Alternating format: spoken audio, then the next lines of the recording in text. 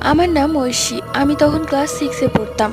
আমরা ঢাকা থেকে যশোর নতুন একটি ফ্ল্যাটে উঠি। ওই ফ্ল্যাটটা আমার কাছে খুবই ভালো লাগে, অনেক বড় একটি ফ্ল্যাট। আস্তে আস্তে অনেক দিন ওই ফ্ল্যাটে আমরা থাকি। একদিন আমরা ওই ফ্ল্যাটের ওয়াশরুমের পানি যাওয়ার জালির ভেতর থেকে কাউকে গান গাইতে শুনি। প্রথম প্রথম আমি আর আমার বোন শুনেও তো একটা পাত্তা দেইনি। তারপর আম্মু একদিন শুনে আমাকে বললো ওই ব্যাপারটা। তো আমিও ভাবলাম জটিল একটা সমস্যা। অথচ আমরা ছিলাম একদম নিচতলায়, আমাদের নিচে আর কোনো ফ্ল্যাট ছিল না।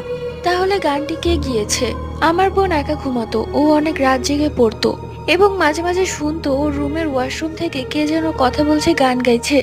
ও একদিন আম্মুকে বলে, আম্মু পাশের বাসার আন্টিকে বলে এবং তারা দুজন মিলে একটি হুজুরকে ডেকে আনে।